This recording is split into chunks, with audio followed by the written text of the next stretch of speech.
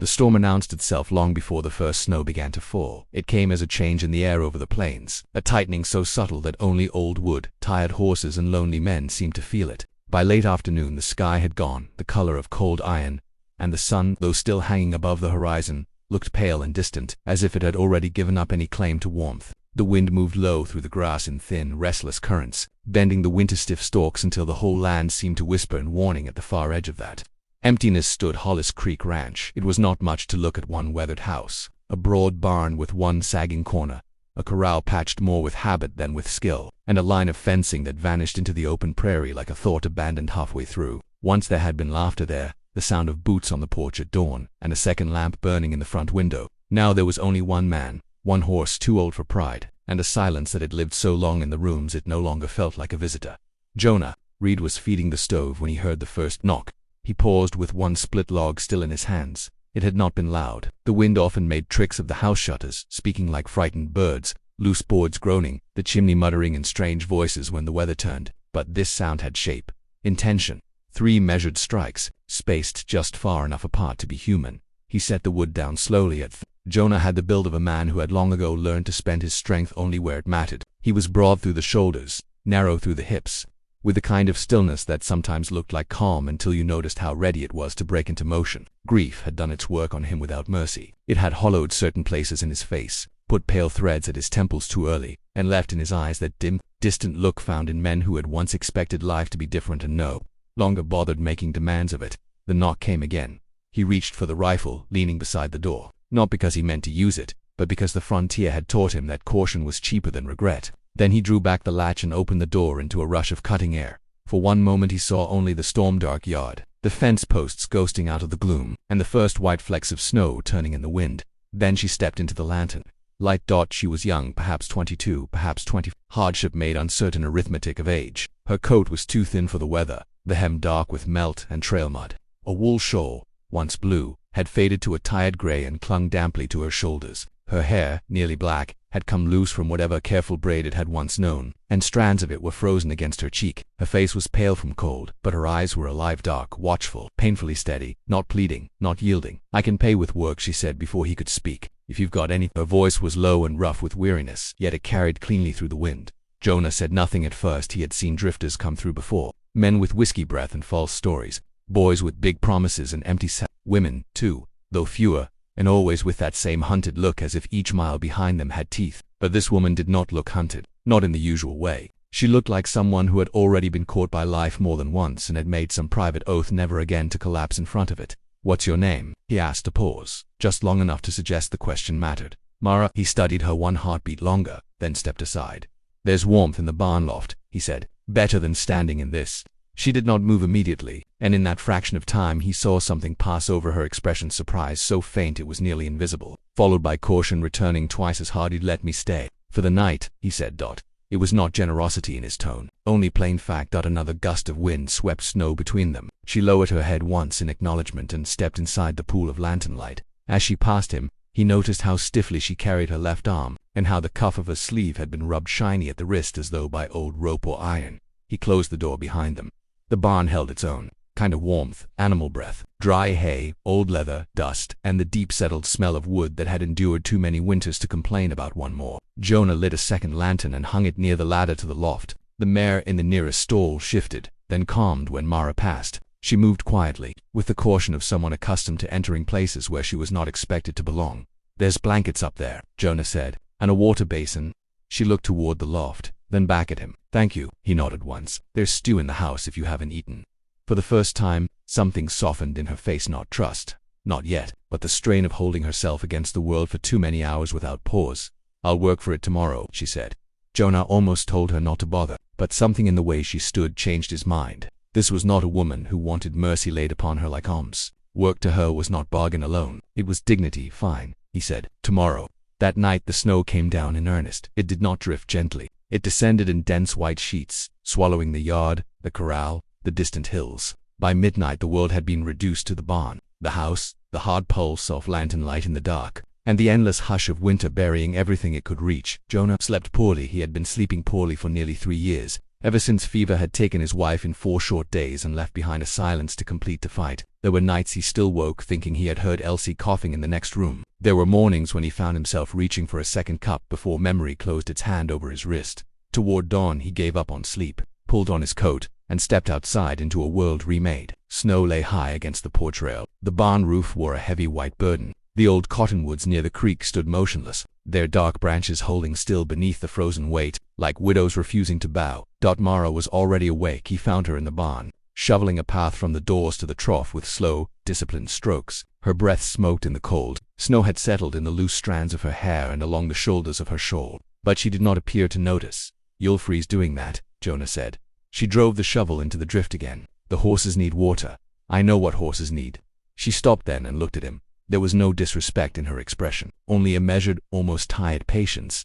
"And I know what owing feels like," she replied. Something in him, old and knotted, shifted. He took the second shovel from the wall and said nothing more. By noon the yard had become navigable again. By evening the stove and the house burned hot enough to thaw the bite from their fingers. Mara accepted a bowl of stew only after stacking kindling, mending a loose latch on the shed door, and carrying 2 sacks of feed from the lean-to without being asked. She worked with an intensity that was not frantic but controlled, as though motion itself held back some darker thing waiting just behind stillness. In the days that followed, the storm trapped them together. Roads disappeared. Fence lines vanished. The nearest town might as well have lain 100 miles away instead of 12. There were only the chores, the weather, the animals, and the strange quiet companionship that slowly began to grow between them. Jonah learned that Mara spoke little not because she had nothing to say, but because words, to her, had clearly been things misused by others, promises, threats, orders. He came to recognize her moods in smaller ways, the way she folded her hands tightly when startled, the way she sang under her breath while scrubbing pails, the way she always left half a biscuit on her plate as if she distrusted full meals and feared they might disappear if too eagerly believed in. Mara learned that Jonah's silences were not coldness but habit. He was a man who moved carefully through the ruins of his own life, unwilling to brush against memories hard enough to wake them. Yet kindness lived in him in quiet forms. A second blanket left near the loft ladder after the temperature dropped, gloves patched without comment, a place for her at the table that, after the 3rd day, no longer felt temporary. On the 6th morning she found him standing at the fence line long after the horses had been fed. He was looking toward the small hill behind the house. "There's someone buried there," she said, softly. He did not ask how she knew. "My wife," answered. Mara lowered her eyes, not in shame but in respect. "I'm sorry."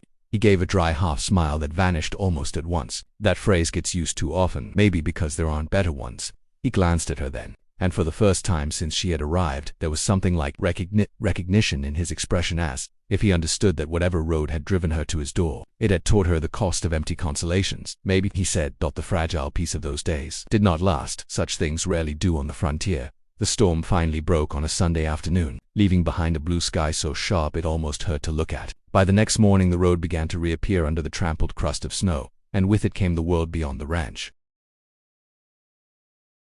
Jonah was repairing a section of fence when he heard the rider approach. Mara heard him too. She had been carrying water from the pump and stopped so suddenly the bucket swung against her leg, spilling a dark half circle into the snow. The rider was a big man in a dark coat, with a thick beard and the expensive self-assurance of someone long used to being obeyed. 2 more men followed a few lengths behind, younger, rougher, the kind who mistook cruelty for strength, because it was easier than earning either. The lead rider dismounted and removed his gloves slowly. "There you are," he said. His eyes did not go to Jonah first. They went to Mara. Her face changed in a way Jonah would remember long afterward, not because it collapsed into fear, but because all warmth left it at once, as if some inner door had slammed shut. "I'm not going back." "Silas," the man called Silas smiled, and the smile had nothing of warmth in it. "You say that as though you were ever free to decide." Jonah set down the hammer. "She's not yours to collect." Now Silas looked at him. "What she is," he said, "is an indentured servant who ran from lawful employment in Red Hollow after stealing food, blankets, and a horse that didn't belong to her." Mara's jaw tightened. "The horse threw me. I walked the last 20 miles. Silas ignored her. Jonah looked from one to the other. "Lawful employment." Silas spread his gloved hands. "A Christian household took her in after her father died, fed her, housed her, asked only for labor in return. Instead she repaid that mercy with theft." Mercy, the word landed sour. Jonah turned to Mara. "Is that true?" She held his gaze. "They fed me because they needed a body to work. They housed me in a shed. Their son locked the door from the outside at night." The younger men shifted uncomfortably, but Silas did not. "Careful," he said. "A woman with no standing should think hard before she slanders decent people." Something dark and hard woke fully in Jonah then. He had heard that tone before, heard it from men who wrapped violence in respectability and called domination order. Men who believed a title, a deed, or a town's approval gave them the right to rename cruelty into virtue. She stays here, Jonah said. Silas laughed once, short and disbelieving. You planning to make war with Red Hollow over a runaway girl? No, Jonah replied. Just with the men who think they can drag her off my land. For a long moment the air seemed to sharpen around them. The younger riders looked at Silas, waiting. Mara did not move. The bucket lay tipped at her feet, leaking a thin thread of water that froze almost as soon as it touched the ground. Silas's smile faded. You don't know what trouble you're inviting. Jonah's eyes never left him. Then don't bring it. Silas studied him with the cold calculation of a man deciding whether force would cost more than pride could presently afford. At last he tugged on his gloves and climbed back into the saddle. This isn't over, he said. No, Jonah answered. It isn't. The riders turned and went. Only when they disappeared beyond the cottonwoods did Mara breathe out. Jonah looked at her. Why didn't you tell me? She stared after the vanished riders. Would it have changed anything? He thought of that first night, the snow at her shoulders, the insistence in her voice when she had asked for work rather than pity. No, he said. For the first time her composure cracked. Not much. Just enough for him to see the fatigue beneath it, the strain of a person who had spent too long expecting every refuge to prove temporary. He'll come back, she whispered. Jonah knew she was right. That evening he barred the doors, checked the rifle, and brought Mara into the house instead of the loft. He did it plainly, without ceremony, as though the decision had already been made somewhere inside him before either of them named it. There's a room at the end of the hall, he said. You'll sleep there tonight. She did not argue later. When the house had gone dark except for the fire, Jonah found her standing by the small back window, staring out at the yard silvered by moonlight on snow. If trouble comes, she said quietly, you should tell them I left before dawn. He leaned one shoulder against the doorframe. That what you'd do, if it keeps them from hurting you? He considered her a long moment. You think too highly of my concern for my own comfort. She almost smiled at that. Then it vanished. You don't owe me this. The answer came more quickly than he expected. Maybe not, but a man gets tired of watching the world name cowardice as prudence. She turned to face him fully then. Firelight caught the old bruised shadows of weariness beneath her eyes and turned them bronze. Why? She asked again. But this time the question meant more than fear. It meant, why me? Why now? Why at all? Jonah looked down at his hands, scarred and work-worn in the orange light.